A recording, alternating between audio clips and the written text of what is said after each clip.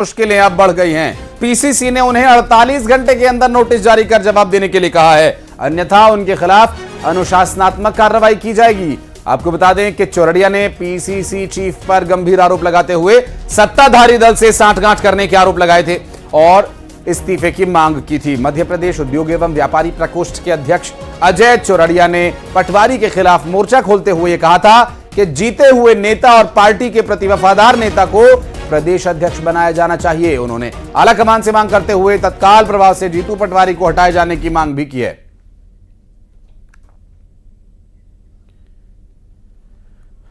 और वासु चौरे के पास चलेंगे, हमारे सहयोगी इस वक्त हमारे साथ मौजूद है। वासु, अभी इस पूरे मामले में अभी जो प्रभारी या प्रदेश अध्यक्ष पर आरोप लगाए जा रहे थे, अब जवाब जो उनसे मांगा जा रहा है, जवाब देंगे या नहीं देंगे, इस बारे में चौरड़िया की तरफ से कोई प्रतिक्रिया आई क्या अभी? बिल्कुल, देखिए नोटिस जारी हो चुका है अजय चौरड़िया को, लेकिन उनकी तरफ से अभी कोई प्रतिक्रिया नहीं आई है कि वो क्या कुछ पीसीसी को जवाब देते हैं और अपने आरोपों पर किस तरह से वो अब आगे बने रहेंगे या फिर उनका क्या कुछ स्टैंड रहने वाला है। लेकिन आशीष, इस सारी सियासत के बीच एक चीज तो साफ हो गई है कि जिस तरह से मध्य प्रदेश में लगातार कांग्रेस के खिलाफ जो नतीजे आ रहे हैं, चाहे 29 लोकसभा सीटों पर हार की बात हो और उसके बाद 30वीं लगातार हार, जब अमरवाड़ा को उपचुनाव भी कांग्रेस हार गई, जो कांग्रेस का मैं बासु आपके पास लौटूंगा। अभिनव बरोड़िया जी हमारे साथ कांग्रेस पार्टी से जुड़ गए हैं और नेहा बग्गा जी हमारे साथ भारतीय जनता पार्टी से हैं। अभिनव जी, बहुत स्वागत है न्यूज़ 18 मध्य प्रदेश छत्तीसगढ़ पर। पहला सवाल आपसे रहेगा, सवाल एक रिएक्शन आपका जरूर मैं इस पर चाहूंगा। जिस तरह से चौरड़िया साहब ने सवाल उठाए हैं सीधा प्रदेश अध्यक्ष पर, प्रभारी पर, ये पहली बार नहीं हो रहा है और ये कांग्रेस के पहले नेता नहीं जो मध्य प्रदेश में इस तरह की आवाज उठा रहे हैं। हेलो बरोले साहब, आवाज मिल पा रही है? हाँ, मिल रही है जी। प्रश्न दोहराऊं मैं या आप जवाब देंगे? नहीं, सुन लिया मैंने। जी आप जी बताइए, मैं रिएक्शन दूं अपना। बिल्कुल सर। मैं ये कहना चाहता हूं आपसे कि कांग्रेस पार्टी में जो चल रहा है, लोकतंत्र खुला हुआ है। हमारी पार्टी में लगातार लोकतांत्रिक तरीके से चुनाव होता है, अध्यक्ष नियुक्त होता है। देखा होगा आपने, खड़गे जी, थरूर जी जब आए थे, और आंतरिक रूप से हर बात का विरोध भी होता है कि क्या गलत है क्या सही है। हम पे सवाल उठाने से अच्छा क्या मुद्दों से भाग रही है भाजपा। भारतीय जनता पार्टी, जैसे उनके विधायक कह रहे हैं कि पंचर बनाओ और कई नर्सिंग घोटाले हो, कई मुद्दों से भाग रही है, महंगाई के मुद्दों से, बेरोजगारी, तमाम मुद्दों से।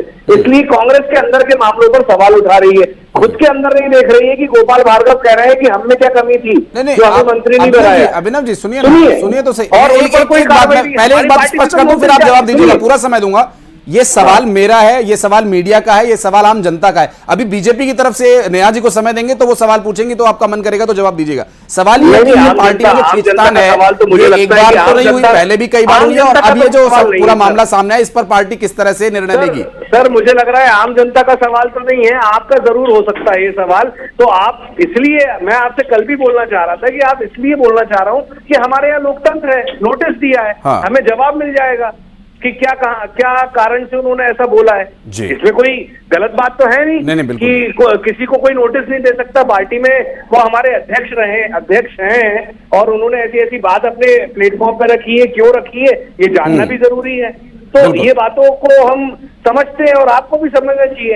हम बस इतना कहना चाहते हैं, इसीलिए आपको फोन मिला, इसीलिए आपसे बात कर रहे हैं कि हम समझने का प्रयास कर रहे हैं कि अगर नेतृत्व पर कोई सवाल उठा रहा है और उसको नोटिस मिल रहा है अनुशासनात्मक कार्रवाई का, तो उसका भी जवाब क्या आता है, ये थोड़ा इंतजार हालांकि करना होगा। नेहा बग्गा जी हमारे साथ हैं, बीजेपी का पक्ष अब जान लेते हैं। नेहा जी, अब चौरड़िया साहब ने सवाल उठाया है कि ऐसे व्यक्ति को प्रदेश अध्यक्ष बनाया जाना चाहिए जिसकी पार्टी के प्रति वफादारी हो। जीतू पटवारी की वफादारी पर वो सवाल उठा रहे हैं। आप इस बारे में कुछ बोलना चाहेंगे, क्योंकि कांग्रेस कह रही है कि ये तो उनका आंतरिक विषय है। देखिए, कांग्रेस में जब तक जूतम पैजार ना हो तब तक कांग्रेस ऑल इज वेल की स्थिति में नहीं है, ये हम सब जानते हैं।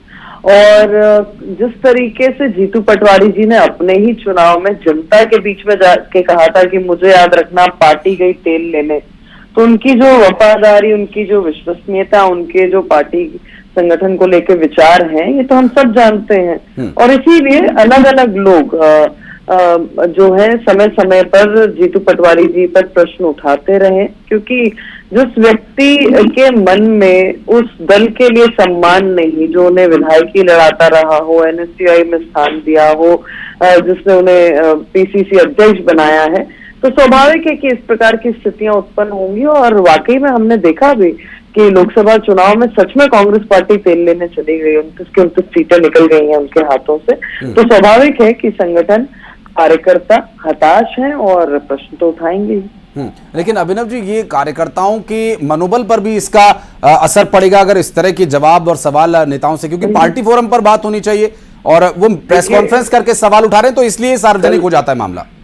कल आपने हमारे कार्यकर्ताओं का हौसला देखा होगा जी। जीतू पटवारी जी पर भी वाटर कैनन चली, उमंग सिंघार जी पर भी चली, दोनों साथ थे, उनके साथ जाबाज हमारे कम से कम 3 से 4 हजार हमारे कार्यकर्ता, एनएसयूआई, यूथ कांग्रेस, तमाम लोग। आप बताइए हौसला कितना जबरदस्त है। आज फ्रंट पेज देखिए आप, सारे हमारे कार्यकर्ता किस तरीके से लड़ रहे हैं, आवाज उठा रहे हैं आने वाले भविष्य की। तो आप सोचिए, ये चीजें तो देखिए, हम समझ रहे हैं आप पर भी थोड़ा दबाव होगा कि इस मुद्दे को उठाओ, कैसे भी मुद्दे करना चाहिए जनता के। दबाव तो आप पर महसूस हो रहा है, आप कार्यकर्ताओं की बात कर रहे हैं, मैं उन्हीं कार्यकर्ताओं के मनोबल की बात कर रहा हूं। बड़े नेता आपस में एक दूसरे को आरोप लगा रहे हैं, आप कह रहे हैं कि कार्यकर्ताओं में उसी कार्यकर्ता का उत्साह न डामाडोल हो जाए, इसीलिए ये प्रश्न उठ रहा है। अजय चौरड़िया कोई छोटे नेता नहीं है, जीतू पटवारी पर प्रभारी पर अगर वो सवाल उठा रहे हैं तो कार्यकर्ताओं में गलत संदेश न जाए, इसलिए पार्टी को कुछ करना चाहिए। और आप घूम फिर कर मीडिया को टारगेट कर रहे हैं। आप ये एक सॉफ्ट टारगेट होता है, कोई भी नेता अगर जवाब नहीं दे पाता है तो मीडिया पर प्रश्न करता है। आपको जवाब तो दूंगा मैं कि हमारा कार्यकर्ता कल देख लो आप किस तरीके से था जी। आपको जवाब मिला होगा ना कि कार्यकर्ता तो बहुत जबरदस्त उत्साह में लड़ाई लड़ रहा है जीतू पटवारी जी के साथ खड़े हो। सर उसी प्रदर्शन के बाद तो सवाल खड़ा हुआ ना, सवाल उसी प्रदर्शन के बाद खड़ा हुआ कि कार्यकर्ता इतना उत्साह दिखा रहे हैं, बड़े नेता एक दूसरे पर आरोप लगा रहे हैं। अब आप या तो देखिए, आप कितना भी दबाव बना लेंगे, मैं दबने वाला तो हूं नहीं जीतू पटवारी जी। आप इसीलिए कांग्रेस के प्रवक्ता हैं सर, हम आपको दबाव में लेना भी नहीं चाहते। कांग्रेस के ऐसे ही मजबूत कार्यकर्ता वापस आएंगे, सत्ता में कांग्रेस को वापस लाएंगे, यही वो कार्यकर्ता सोचकर घबराई हुई है भाजपा। ठीक है सर, मैं माफी चाहूंगा, समय की थोड़ी कमी है। बहुत शुक्रिया आपका, बहुत बहुत शुक्रिया हमारे साथ जुड़ने के लिए और इस पूरे मामले पर बातचीत करने के लिए। बढ़ते आगे, रुक करेंगे अगली खबर का। बीजेपी से अभी जिस तरह की बातचीत हुई या कांग्रेस से जिस तरह की बातचीत हुई, उनकी प्रतिक्रिया सामने आने के बाद अब थोड़ा सा इंतजार इस बात का करना होगा कि जवाब वो क्या देते हैं अजय चौरड़िया। बढ़ते हैं आगे भोपाल से अगली खबर, जहां लालच देकर धर्म परिवर्तन कराए जाने वाले मामले में 3 महिलाओं को अरेस्ट किया गया। धर्मांतरण के लिए ये पोस्टर बांट रही थी, पुलिस ने तीनों महिलाओं को गिरफ्तार किया। धर्मांतरण अधिनियम के तहत इन पर मामला दर्ज किया गया है। पिपलानी थाना क्षेत्र का यह पूरा मामला है। अब 3 महिलाएं लोगों को लालच देकर धर्म परिवर्तन तो करा नहीं सकती, तो इनके पीछे कौन लोग हैं ये जानना बहुत जरूरी है। अभी इस पूरे मामले में उनकी पूछताछ में क्या खुलासा होता है ये भी देखने का विषय होगा, क्योंकि 3 महिलाएं पोस्टर बांटकर, पैम्फलेट बांटकर किसी को धर्म परिवर्तन के लिए राजी कर लें या उन्हें लालच देकर राजी कर लें, ऐसा तो संभव नजर नहीं आता। हालांकि उनके पीछे कौन लोग हैं, कौन सी संस्थाएं उनके साथ काम कर रही हैं, किन लोगों का शह उन्हें मिला हुआ, ये भी देखने का विषय होगा। हालांकि 3 महिलाओं को गिरफ्तार कर लिया गया, पूछताछ जारी। और ग्वालियर में स्टंट का खेल लगातार जारी है। पड़ाव ओवरब्रिज पर स्टंट करते हुए युवा मिले हैं। कंधे पर एक शख्स को बैठाकर एक पीछे बैठा हुआ शख्स सड़क पर स्कूटी लेकर जा रहा है और आगे विक्रम बेताल की जोड़ी और पीछे एक और शख्स बैठा हुआ है, जिसमें एक कंधे पर चढ़कर बैठा हुआ है मानो वो बेताल हो, और इसके नीचे दबा हुआ शख्स राजा विक्रमादित्य की भूमिका में नजर आ रहा। हालांकि दोनों ट्रैफिक नियमों का उल्लंघन कर रहे हैं बहुत जबरदस्त तरीके से, अपनी जान तो जोखिम में डाली ही हुई है और जो लोग सड़क का इस्तेमाल करते हैं उनकी जान के लिए भी यमदूत बनकर सड़क पर निकले और स्कूटी पर सवार न हुआ तो कंधे पर सवार हो गया। ये वीडियो हालांकि पुलिस के हाथ लग गया है और पुलिस अब इस पूरे मामले में किस तरह से कार्रवाई करती है, इन तक कैसे पहुंचती है, ये भी देखने का विषय होगा। और स्कूटी के ऊपर जगह हालांकि 2 ही लोगों की होती है, तो तीसरे शख्स को आखिर कहां बैठाया जाए, तो उसे कंधे पर बिठा लिया। ये देखिए, अगर जरा भी डिसबैलेंस हुआ तो इनके ऊपर शरीर पर तो सिर्फ चोट लगेगी, लेकिन इनके परिवार वालों की क्या हालत होगी, शायद इस बारे में ये नहीं सोच पाए और अब इस तरह से अपनी जान जोखिम में डालकर सड़क पर स्कूटी दौड़ाते नजर आए।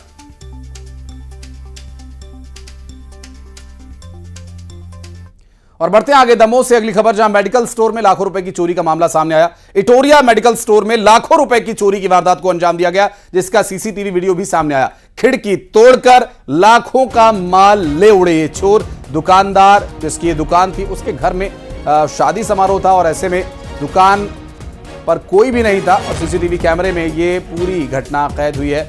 बाद में चोरों ने सीसीटीवी कैमरे को भी नुकसान पहुंचाया। हालांकि डीवीआर में ये तस्वीर रह गई थी।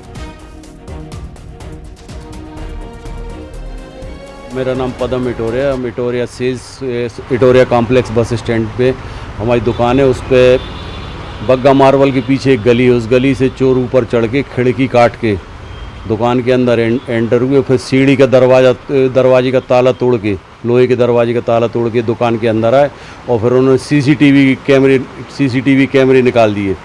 सीसीटीवी कैमरे के बाद निकालने के बाद फिर उन्होंने दुकान में 12, 13, 14 3 दिन हमारी दुकान बंद थी। हमारे घर में थी शादी। उस बात को उन्होंने ट्रेस किया और मतलब उस हिसाब से उन्होंने प्लानिंग से चोरी करी। और सीहोर के प्राचीन मंदिर में तोड़फोड़ के 2 नाबालिग आरोपी और उनके पिता को पुलिस ने हिरासत में ले लिया। मंदिर में तोड़फोड़ के बाद आक्रोशित हिंदू संगठनों ने प्रशासन के ऊपर कार्रवाई के लिए दबाव बनाया था और इस पूरे मामले में कार्रवाई किए जाने की मांग की थी। दरअसल घटना के 6 घंटे के भीतर दोनों ही नाबालिग आरोपियों को हिरासत में ले लिया गया है। फिलहाल पूरे इलाके में स्थिति सामान्य है और अतिरिक्त पुलिस बल भी एहतियात के तौर पर लगा दिया गया है।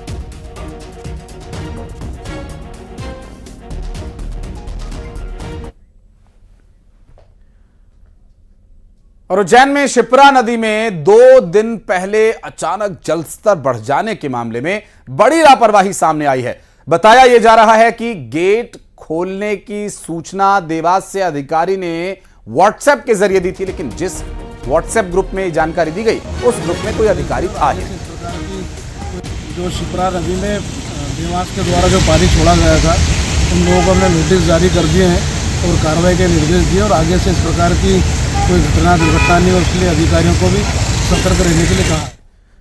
नोटिस कंट्रोल रूम प्रभारी देवास को संभागायुक्त निगम ने नहीं दिया, ऐसा जानकारी मिल रही थी। और सिंगरौली जिले में पास हुए हाईवे पर मुआवजे का खेल खेलने की कोशिश में लगे भूमाफिया, ऐसी जानकारी मिल रही है। अब ललितपुर सिंगरौली रेल लाइन की जमीन पर नजर जमाए हुए हैं। मुआवजे के लिए भूमाफियाओं ने 10 गांवों में करीब 1500 से ज्यादा अवैध मकान बना लिए। जिले के देवसर और चितरंगी ब्लॉक के 22 गांव से होकर रेलवे लाइन गुजरने वाली है और 22 गांव में करीब 2166 मकानों को भू अर्जन अधिकारी ने पारित कर दिया, लेकिन अब मकानों की संख्या बढ़कर 4000 हो चुकी है। प्रावधान रहता है कि क्या मकान सिर्फ ही मुआवजे के उद्देश्य से बना है या फिर उसमें वाकई में उसमें पहले से निवासरत हैं, उसमें बिजली, लाइट, पानी सभी की व्यवस्था, समुचित व्यवस्था है कि नहीं, तो उसी के आधार पे मुआवजा भी दिया जाता है। इसमें चूँकि अन्यथा ये शासन के लिए बहुत बड़ा क्षति होता है, राजस्व की बहुत बड़ी हानि होती है। पन्ना में एएसआई के कब्जे वाले मंदिरों पर खतरा मंडरा रहा है। गड़ा खजाना खोजने वाले गिरोह के निशाने पर यह मंदिर आ गए हैं। ऐतिहासिक मंदिरों और किलों को निशाना बनाया जा रहा है। रंग महल में गड़े खजाने की तलाश की गई। खुदाई के जानकारी के बाद पुरातत्व विभाग में हड़कंप मचा हुआ है। अजयगढ़ में अज्ञात लोगों पर मामला दर्ज किया गया। अजयगढ़ थाना क्षेत्र का यह पूरा मामला, जहां मंदिर और किलों को निशाना बना रहे हैं गिरोह।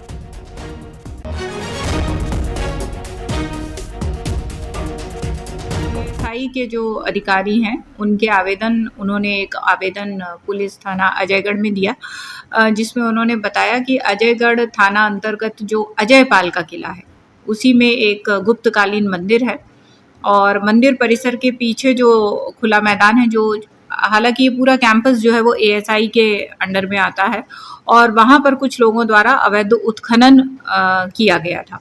तो जब इस प्रकार का आवेदन पुलिस के पास आया तो शीघ्र ही स्पॉट को विजिट किया गया थाना प्रभारी के द्वारा और इसमें कायमी